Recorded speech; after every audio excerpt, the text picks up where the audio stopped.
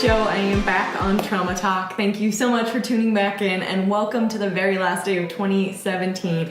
I know for some of you that is super exciting because this has not been an awesome year for some of you, and I truly hope the next year brings amazing things for you. Now, I wanted to talk a little bit about my past year in hopes that it might help you a little bit with your journey. This last year brought a lot of darkness back into my life. It brought up a lot of old demons and old struggles. I found out this year that a very close friend of mine, someone who inserted himself into my life right after I was sexually assaulted, someone who was an old family friend, an older male, someone who was a pastor of a church, just like the guy who sexually assaulted me was, someone who ran a very intense support groups that I was a part of, someone who counseled my husband and I, and someone who actually married my husband and I, was a registered sex offender, which I was completely unaware of.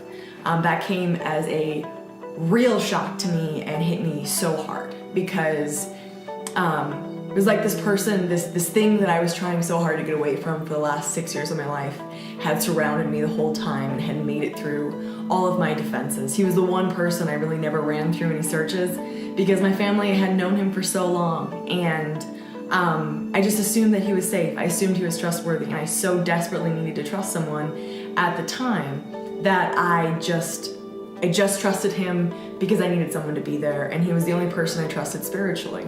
Now, I also found out, which was honestly more devastating, that people who knew me and who are very close to me knew this about him. They knew that he had committed sexual crimes against young women and still recommended that I meet one-on-one with him, still recommended that I receive counseling from him, that I be alone with this man.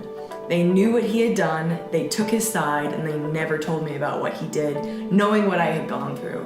And that betrayal, stacked with his betrayal, launched me into a really dark place.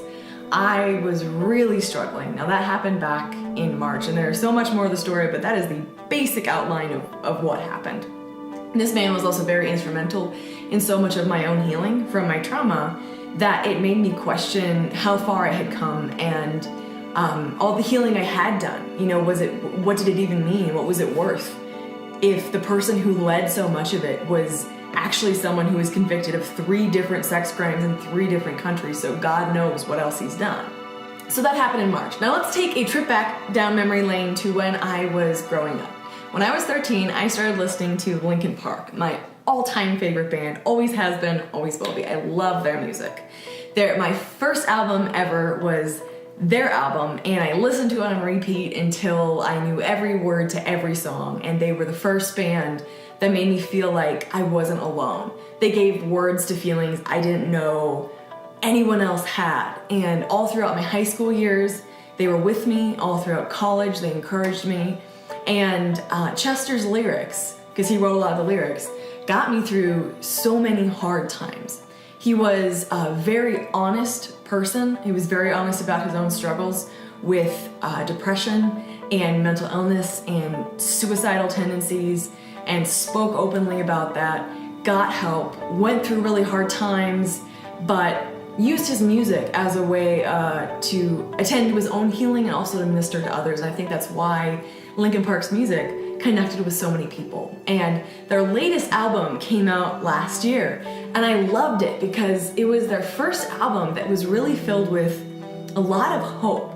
It was almost like the band had kind of turned a corner, and so many of their songs was still sort of the grungy, semi-metal rock music that they're well known for, but a lot of it was really hopeful and beautiful, and I loved it. And then in June of this year, Chester committed suicide.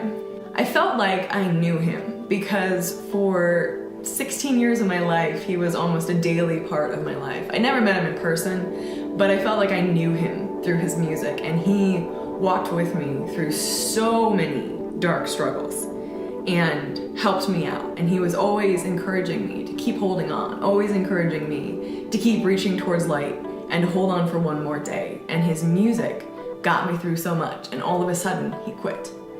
And that came at a time when I was really struggling again. I was in a very, very dark place, And I was struggling with a lot of suicidal thoughts again for the first time in a very long time.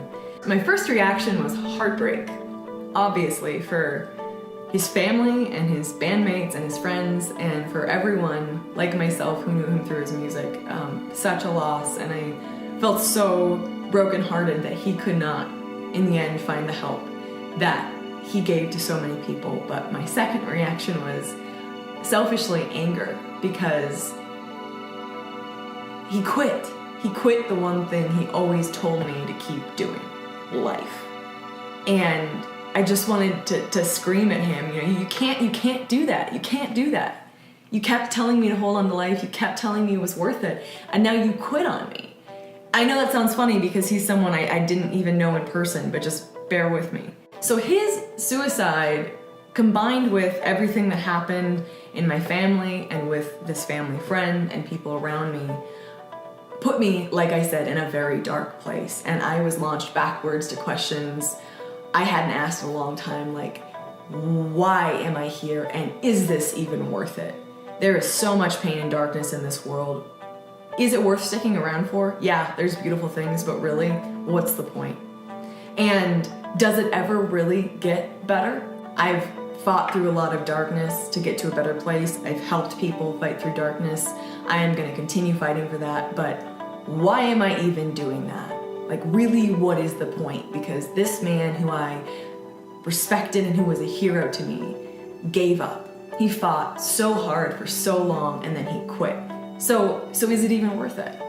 And it was later that week, after I found out that he had committed suicide, that the Angel Run took place. Now, the Angel Run was a fundraiser that I was participating in all that month. Now, the Angel Run is a run that's hosted by Break the Silence Against Domestic Violence, which you've heard me mention before. And I ran for them all throughout the month of June and raised money for the organization. But at the end of the month, we all got together and did kind of a run together. Now, what I didn't know is that at that run, there were going to be angel families. Now, angels are men and women who have lost their lives to domestic violence. And so this money was to support families who have lost family members to domestic violence.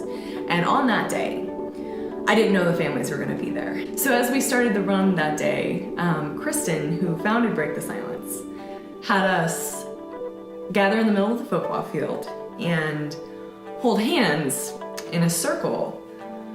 And then she had the angel families who were there hold hands in a circle in that circle. So we were surrounding them. And these are people who have endured unspeakable pain. So Kristen then handed the microphone to a man named Casey, who I will never forget. He lost his daughter to domestic violence a couple years ago. She was stabbed 46 times to death by her girlfriend. And he said, I have struggled with suicidal thoughts so much, but this past week, my thoughts of suicide have gone down so much, knowing that you all are here and that you care and that I'm not alone. And in that moment, it was like all of that darkness that was trying to grab a hold of my soul and pull me down just was broken. Because in the end, does it even matter? Does any of us fighting for life or fighting for the lives of others, does it have an impact? Does it even really matter? Yeah, it really does. It matters because Casey feels less alone. It matters because we can do something to help people. It matters because not everyone has felt that darkness and doesn't have to, and there are things we can do to stop that.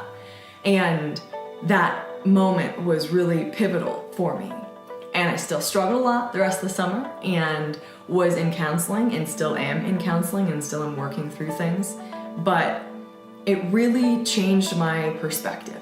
And as I worked through Chester's death, I came to realize that he wasn't a symbol, but he was a person. He was a person who fought really hard and really long for life. But in the end, his demons were just a little too loud and a little too heavy. And that breaks my heart. And I will forever be grateful for the gift of his music and the gift of his life and everything that he shared with us. And forever heartbroken that he lost his life to that darkness. So if you are struggling with those questions, does it even matter? Why am I even here? Is this worth fighting for? I just want to encourage you that the answer is yes. I know it doesn't feel like it sometimes, but it truly is yes, because we can make a difference. We can make a difference in the lives of people around us. It can get better for you. You will not always feel this way if you're in a dark, dark place. I promise you that there is light that will come. And life is worth sticking around for. Life is worth fighting for. And there are so many people who care. And if you are in a place to minister to other people, there are so many people to minister to, and they are so worth staying here to fight for. So as we head into this new year, I truly hope it is a good one for all of you, and I will be here and continue to speak and have many, many more guests on, which I'm so excited to share with you, because their stories are so much more powerful than anything that I could share with you. And I'm really excited for them to share their stories here soon and in the upcoming weeks. So happy 2018, everybody. I hope it is a wonderful one for you. Please let me know your thoughts, your comments, your stories. I love the messages I've been receiving, the conversations we've been having. So thank you so much, sincerely. Thank you so much for listening, everyone. I am Jo Beckwith. If you're interested in seeing similar videos like this, please subscribe to my channel on YouTube or find me on Facebook under Trauma Talk. I often speak on topics like surviving sexual assault and domestic violence and living with mental illness. So if that interests you, please find me, and I look forward to seeing you next time. Thank you so much.